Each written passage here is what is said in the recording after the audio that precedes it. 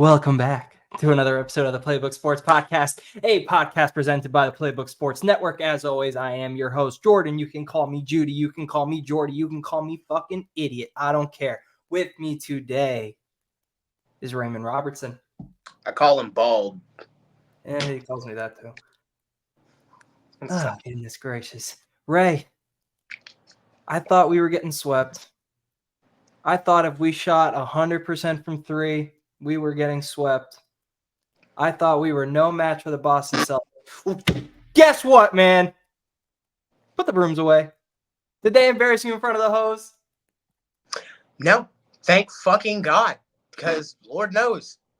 That would have been the third time in a row, I think. Yeah, that would have been the third time in a row. I still count the Bulls when you embarrassed me in front of the hose. I got to watch you assholes go through 2 playing games. 3 of them? We're still here. We're still here. Thank God. First of all, I think you and I, for the time, we owe an apology to Mr. Tyler Hero. We kind of really shit on him. We really shit on him. Y'all did. All I said was you got to show up. Fuck. You got to show up. You have to show up. Well, the motherfucker showed up. I don't even remember what he had. All I know is he had 14 assists. I could care less about the fucking points. 14 assists. I mean, look, they just did a fantastic job with him. I mean, obviously the game plan for the Heat was to take him and put him off ball. Try to get Drew Holiday off of him. Try to put anybody. I don't care if it is Derek White. Put anybody else on the kid and see what happens. There was a lot of DeLon kind of playmaking. There was a lot of Jovic kind of playmaking. It opened up for the dude. And I mean, he went, I think, 6 of 11 from 3. And especially in a point in time when, Duncan's obviously hurt. There's no Terry. You don't have a lot of 3-point shooting per se, and he hasn't been the greatest, especially through these last 3 games or so. And for him to just kind of step up and from the 3-point line alone, but then to have, the 14 assists, and I know he had a couple turnovers too, but still 14 assists. Post said it best in the post game. That's the best playmaking I've ever seen from Tyler Hero. Bar none, man. And then just went out there and played within the flow of the game, played within, the offense. He didn't really try to do a whole bunch of extra shit. People will call him a chucker and say that he's, going to throw up 40, 50 shots. He threw up 13? What exactly can you ask from Tyler Hero other than what you got? That is it. I don't think any of his haters had anything to say other than good fucking job and do it again. That's all you can say to that. That's all you And again, I talked about it. Unless that kid is successful, we're not going anywhere. It's as simple as it gets, especially if there's no Jimmy. So every game you get from him like that, the better. Now, I won't say that was his best game in a Heat uniform. I won't say that's the best game of his career, but I think we can happily say that was his most complete game in a Heat uniform. Because, we've seen triple doubles, we've seen high assist games, high rebound games, low shooting games, but that game, he silenced this whole postseason thing. Momentarily, he silenced it. One game, I don't want to get ahead of myself, but 24 points, 14 assists. He took what everybody was saying and he executed what we needed from him. Because let's be honest, we can joke, okay, the Heat own Boston, it's a second home, they're scared of us. It's just a rivalry. They're a good fucking team. They're the best team in the NBA. We went in there severely undermanned, and but mostly because of the play of Tyler Hero, we're going back to Miami 1-1.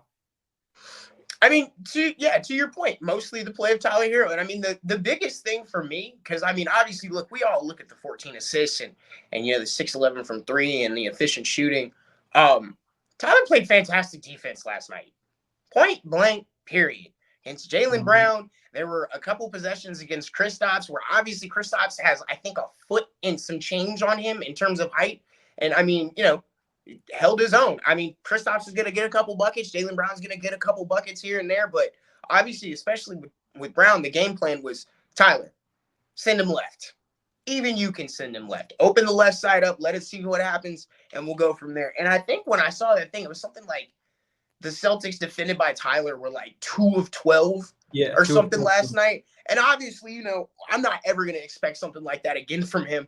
But just for him to go out there again in a point in time when it's like everybody's on this dude's head consistently, nonstop, like, you're garbage. We're trading you. We're this. We're that. You can't shoot. You can't pass. You can't play defense. We don't want you on the court.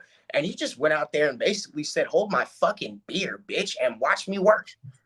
Like, it's like, I don't know what else you can say if you are a Tyler Hero fan other than good job. Good job. I also want to talk about Bam because last night it looks like he was trying to set a point that he's not afraid of Kristaps Porzingis. He wasn't even afraid of Al Horford, which I'm not saying he is, but in the past, we've noticed that once Al Horford's the one that's guarding him, he kind of like crawls into a shell a little bit. Last night, he didn't give a fuck who was in front of him. He was going. What do you think about Bam's play last night? I mean, again, it's I tweeted it out last night. Both him and Tyler both. Like, you have no Jimmy. There's no Terry. You're on the road. You are down a game. And obviously, like the Celtics, that's what they're supposed to. You're supposed to handle business on your home court in the playoffs, blah, blah, blah, whatever. But both of those dudes just stepped up entirely. Bam at certain points last night was like, you could tell in his head, he's like, I'm playing one-on-one right now. Mm-hmm. And I'm fixing to torch you. I am fixing to give you everything that I have, and I promise there's nothing you can do to stop me. Fadeaway after fadeaway. Him and Tyler had that lob off of the pick and roll that was just fantastic. There was a couple times and he was like, I'm going to the rim too. And you going to get the hell out of my way. Are you going to foul? I don't care. Like the aggressiveness from Bam and for him to step up. Because that's the other thing too. Like we consistently are on Bam like night in and night out, game in for seasons now. Like we know how good you are. We know you could probably be the best dude on the court most nights, if not every night. And last night he's like, all right, Tyler showed up. My team's showing up with me. And I'm the leader. Like, that's the other thing, too. Like, there is no Jimmy. So Bam is your leader. Like, the de facto leader, it does not matter. And Bam did exactly what he was supposed to do as a leader. He took fucking charge. He gave them fuckers some buckets. He played intense defense. He basically, controlled the game in his own right. And, again, when you get shit like that from the two people that are supposed to lead your team when you don't have your best player, I mean, what the fuck are the Celtics supposed to do? Other than hold this fat fucking L. I think my favorite part of Bam last night is because we've watched him for what, 5 years, 6 years now. We haven't seen him be like cocky. He's always very humble. He doesn't really talk much, at least that we see or like can hear. And last night it looked like he was backing up and like he hit his 7th or 8th pullback dribble, and he's like, they can't fucking guard me. He knows.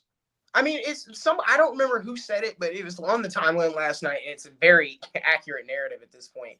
The Heat do not look at these people and talking about the Celtics the way that everybody else does. It's not to say that, you guys are a bunch of bitches and you're women or whatever, like some insult to them, but like, they're not scared. And ladies, it's not an insult to be a woman. I know what I just said. I'm sorry. That was horribly. Edit that out for me. We love women at Playbook. That's right. Please and thank you. Every last one. Right. He hates women. See, look, I just lost my whole train of thought. See, you should, you sexist piece of shit. Yeah, I know. I just got myself in all kinds of trouble now, man. Like, help me out here, Judy. What was that? You were talking about Bam not being afraid of the Celtics. Oh yeah. Thank you. But no, like it just isn't. It's not an insult to them to be like, we're not afraid of you, but like they see them for what they are. I've been here with you guys before, twice in the last 3 seasons. Or this is the 3rd time in the last 3 seasons I've been here with you assholes. Like, they're not scared of them. They don't fear them. There's no fear of God that the Celtics team puts into these people. And they showed it last night. Like, and even in game 1, like, yeah, look, we'll go down 30 points, go down 40 points, whatever. Just keep shooting. We're going to figure some shit out. And we're going to go from there. But, like, Bam specifically, especially knowing that Kristaps Porzingis cannot fucking guard him. There's Al Horford, who is literally basically, a stone statue at this point, 500 years old out there playing basketball. Like, there's nobody out there that can guard him. And the faster he figures that out, which apparently he figured it out last night, the better for us. Because every possession that we get from Bam that results in a bucket is a positive. I think you can attest not being scared of them to 2 things. First thing is the rivalry. back in LeBron's days, we were always doing this with them. Jimmy era, we're always doing this with them. Once Jimmy's out and it's just Bam, Tatum's still there, we're going to be doing this with them. And then the second thing is Eric Spoelstra. Yeah. If you're with that guy for 5 minutes, you're not scared of anything. That guy will release all fear, release all doubt. There is nothing to worry about if Eric Spoelstra's in your corner. There is a tweet roaming around the timeline right now where it is Eric Spoelstra won a playoff game with a box of scraps, and it's the thing from Iron Man where what's his face is yelling at the scientist because Tony Stark had built an Iron Man suit. Yeah, and it's the same thing. Like Spo, there's a lot of people that said like Spo's had a down year. Obviously, there's a lot of stuff that went on. Injuries about, and even to my own like credit, I had a lot of questions about what Spo was doing throughout the season with the rotations and stuff like that. But look, especially last night, we have screamed and we have screamed and we have screamed, play DeLon. You have to play DeLon. And he keeps playing fucking DeLon. Turns out he keeps playing DeLon with Tyler too, which is just like something that is just thank God. Like you have some kind of defensive. Sorry, I just got a phone call. You have some type of defensive, some type of defensive stoppage and stuff like that. But also like the adjustments that they made. Like Spo put Bam out on like Tatum and some other nonsense and told Jovic like you're gonna go guard Kristaps because you have size and you're gonna be like just slow him down. And he did a better job than I expected. I think he went like 2 of 8, 2 of 9, 2 of 10, something like that. So Spo was really in his bag last night, and I think there's even something about Spo's like 10-2 or some nonsense like that after losing game 1. They're gonna go out there and they're just gonna kind of wing it in game 1 and see what happens. Game 2, they'll make adjustments. Obviously, you saw those adjustments. In game 3, I'm sure something will come about it, but they're gonna tell them until you can figure this shit out, till you can stop or get past Bam and forcing Jaylen Brown to go left and Jovic on Kristaps, we're just gonna keep running it at you. And figure it out. If you can't, we're going to the second round. I have a couple friends that are Celtics fans. My cousin's a Celtics fan, and she's texting me talking shit. I have a friend, Chris, he's a Celtics fan, a bunch of them. And they're all telling me, like, you guys are so outnumbered. Da, da, da, da. I'd be like, listen, you guys are the better team, okay? You and I can even admit that. The Celtics are a better team than us. But we have a Spoelstra. And if we have a Spoelstra, we always have a chance. I'm not saying we win the series, but if you have a Spoelstra, you have a chance. Let's get on the line, boy, and see what happens. I bet that won't factor in then. Yeah, whatever. Word to Cat Williams. All right, we'll close out, and I want to talk about the kids. We got to talk about Jaime and Jovic. Built for this. Yeah, it's night and day. I want to talk about Nikola Jovic's just blossoming, because if you told me at the beginning of the year that he'd be starting and playing crucial minutes in a playoff game, I would have fired you. I haven't seen it in Jovic, and he has shut me the absolute fuck up. I mean, I'll say this, like, you always knew that, like, whatever the Heat saw in this kid, like, they were not giving up on it because trade rumors, send him back to Sioux Falls, bring him up from Sioux Falls, let him play a little bit, this, that.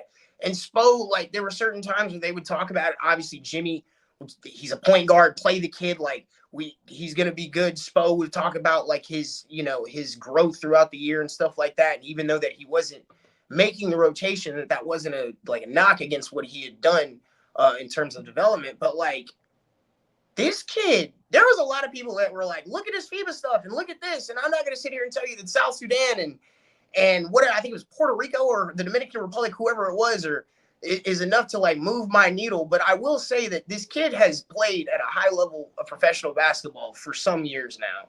And I'm not surprised that in his first actual taste after, being in the Heat's development system for 1.5 2 years, that he said, fuck it, we ball. Outright. Like, you see a lot of hesitation from some of our guys when they want to shoot a three. Jovic is standing in that corner like, oh, bitch, I'm letting this joint fly.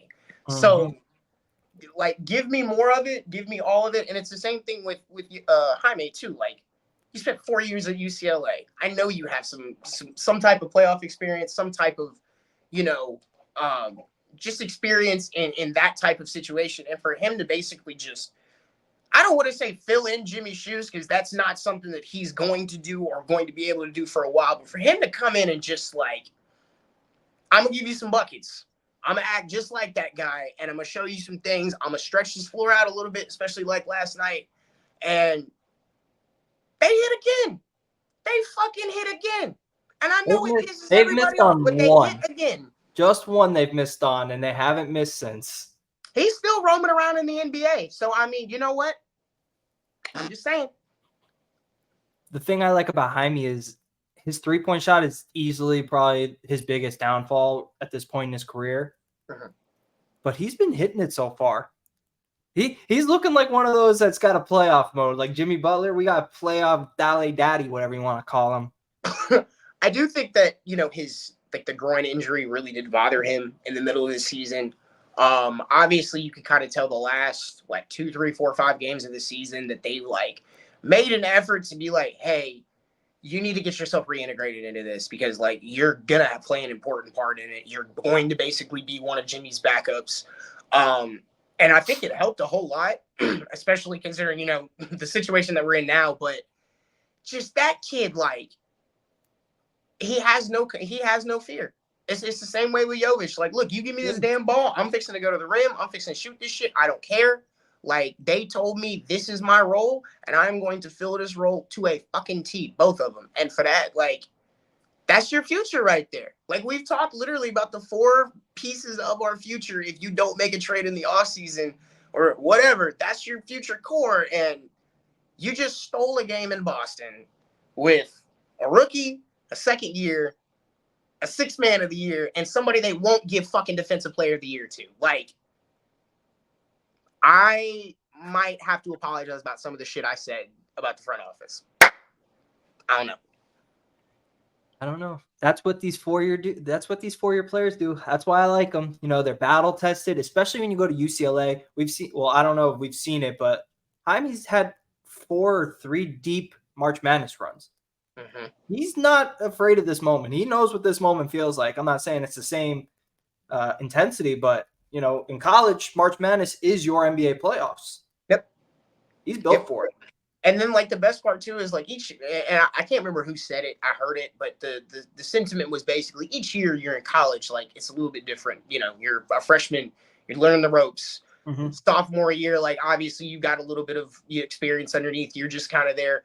Junior and senior, that's when you become, you know, more of a leader to the team. You start to guide the younger guys and stuff like that. And for him to have, you know, 2, 3, 4 years of that type of, just that type of, like, you know, like upbringing in a basketball sense, like to be able to basically know that, hey, at some point you're going to have to turn around and do this exact same thing. You're going to have to like make sure that somebody knows where their spot is. Like, that's a blessing, man. Like he's what, 22, 23 years old. 22. Yeah, 22, but his basketball IQ is insane from what I've been able to tell. So all those years in college really does help, man. Don't ever let nobody tell you shouldn't go to college, kids. Maybe, I don't know. The best 4 years of my life. It's all downhill from there. Make sure you stay as long as you can. All right, Ray. Okay, we'll end on this note. We're not going to talk about the game, but we are going to give a prediction. Celtics Heat in Miami Friday. Are we going up 2-1 or are we down 2-1?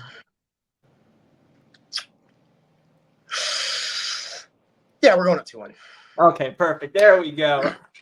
This is the thing. If nothing else, they'll split it in Miami in the exact same way. I think they're going to split it in Miami. And we'll drag this shit into the mud in games 5, 6, and 7, and we'll see what happens from there. I think these games in Miami are going to be a lot closer than we're expecting. Yeah. They're not going to blow us out. We're not going to blow them out because now, you know, we've made the adjustment. Although Joe Mazzulla's stupid ass, they said, what's the adjustment you're going to make for game 3? Be like, I thought our closeouts were good, so they have to make the adjustment. That's fine. If that's how you think, the series is a lock. I mean, how many threes did Tyler and Duncan both take and make? They did say they wanted, you know, they said that they wanted them shooting those threes. So, I mean, I mean, we Whatever. That's generated Joe Mozzarella stick for you, man. He don't know what the fuck he doing. we generated 16 wide open threes, so they didn't really contest anything. All right, Ray. Pleasure having you on. Yes, sir. Let's go Heat. Go Heat. Raiders suck.